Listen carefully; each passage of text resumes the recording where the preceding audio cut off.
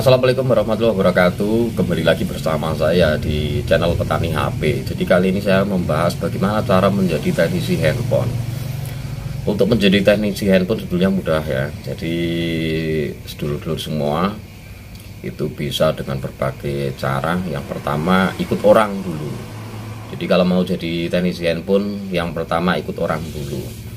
Jadi ikut orang atau kerja di counter dulu yang ada servis handphonenya, itu 1 tahun 2 tahun nanti insya Allah juga bisa.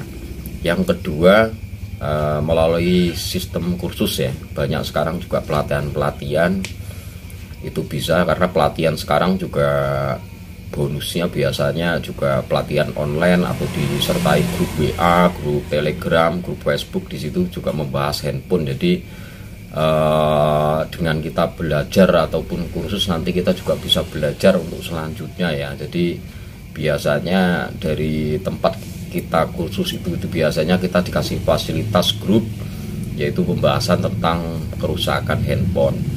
Dan yang ketiga, kita siapkan kalau mau jadi teknisi handphone ya, kita mesti harus siapkan alat hardware softwarenya ya.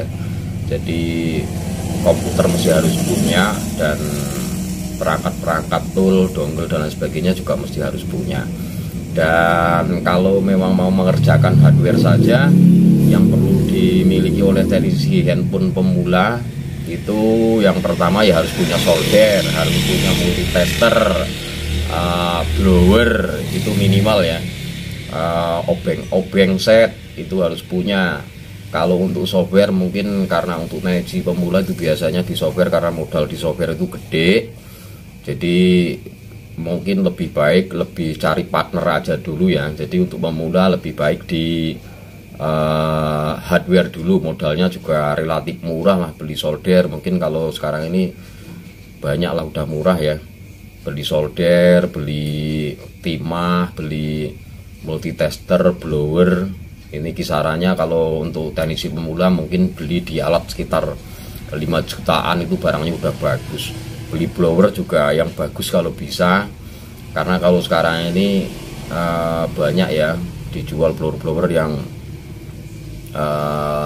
low heater lah, jadi lebih enak kita makainya,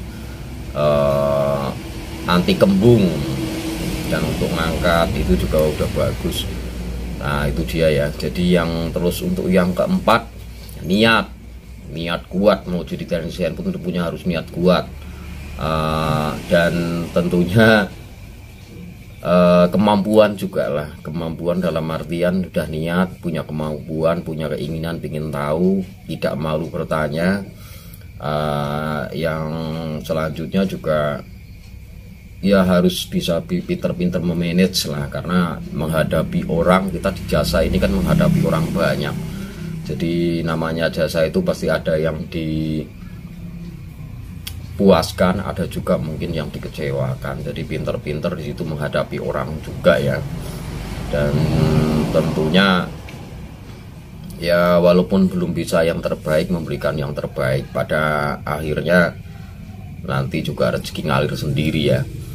Dan tentunya buat teman-teman teknisi, menservis handphone sesuai kemampuan. Jadi intinya kalau mamanya kita memang udah nggak mampu, jangan dipaksakan, agar handphone ini jika kita memang udah nggak mampu, nanti dioper ke tempat yang lain itu masih bisa diatasi. Tapi kalau biasanya kalau tukang servis yang memaksakan, nanti handphonenya hancur.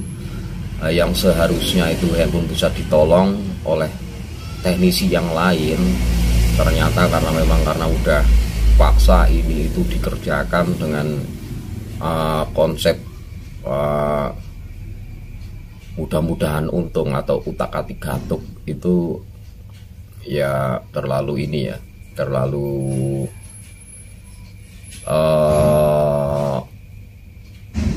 memaksakan, itu hasilnya juga nggak baik, nanti kasihan yang punya handphone ya. Jadi saran saya seperti itu.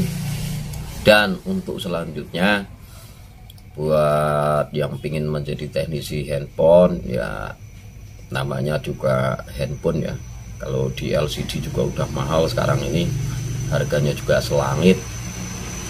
Ya harus siap untung siap rugi, karena namanya di jasa servis handphone ini alatnya juga pasti belum tentu bagus ya. Kita beli ternyata udah kita pasang ternyata nggak bagus, kita mesti harus beli 2 kali.